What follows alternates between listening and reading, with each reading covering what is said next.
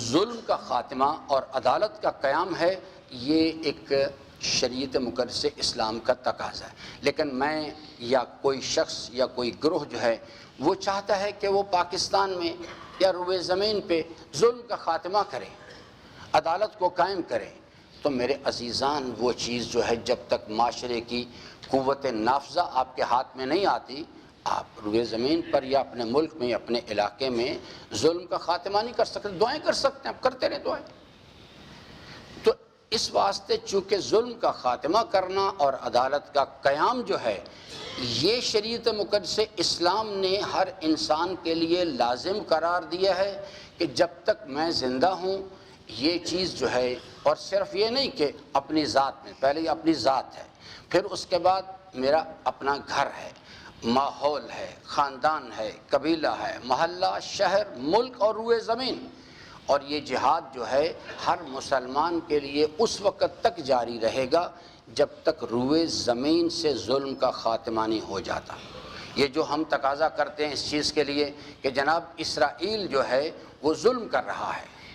وہ اس لیے نہیں ہے کہ یہاں پر جب آپ ہمیں وہ تقسیم کر دیتے ہیں، کہتے ہیں جناب آپ پاکستانی بن کے سوچیں۔ نہ میرے عزیزان، ہم پاکستانی بن کے نہیں سوچ سکتے، ہمیں مسلمان بن کے سوچنا ہے۔ اور بحیثیت مسلمان کے روئے زمین پر حضرت نے فرمایا کہ اگر کوئی مظلوم ہو روئے زمین پر، وہ صدائے استغاثہ بلند کرے، اس کی آواز تمہارے کانوں تک پہنچے اور تو اس کی مدد کر سکتا ہے اور تو نہ کرے گا تو خداوند عالم تجھے بھی ظالم کے ساتھ کھڑا کرے گا۔ فلسطین کے مسلمانوں پہ ظلم ہو رہا ہے، وہ جو امریکہ کا صدر جو کچھ بھی ہو، یہ میرے عزیزان ظلم ہے۔ اگر یہ بعض حضرات کا نظریہ پیش کرتے کہتے ہیں 60-70 سال گزر گئے، اس کے اوپر کمپرومائز کر لینا چاہیے، تو میرے عزیزان پھر ہمیں چاہیے کہ کربلا پہ کمپرومائز کر لیں، اس واسطے کہ اس کو تو 1400 سال گزر گئے اس بات کو۔ نہ میرے عزیزان، ظلم اپنا اثر کبھی معدوم کرتا ہی نہیں، اس کا اثر کبھی تا وقت ہے کہ اس کا بدلہ نہ لے لیا جائے،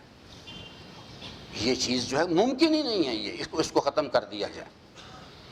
اور جو شخص بھی مسلمان ہے اس کی ذمہ داری ہے اس چیز کے لیے کہ وہ چاہے کشمیر کی سرزمین ہو، چاہے وہ فلسطین کی، اس میں کوئی شیعہ سنی کی بحث نہیں ہے، ظالم و مظلوم کی بحث ہے۔ کشمیر کی سرزمین کے مسلمانان ہوں یا جو فلسطین کی سرزمین پر ہے یا دنیا میں جہاں پر بھی ظلم ہو رہا ہے، لازم ہے کہ بحیثیت ایک مسلمان کے ہم اس ظلم کے خلاف صدائے احتجاج بلند کریں۔ اگر ہمارے پاس قدرت ہے تو پھر طاقت کے بلبوتے پہ ظالم کو روکو اور اس کے خلاف جہاد کرو جب تک وہ اپنی حدود کے اندر واپس نہ چلا جائے۔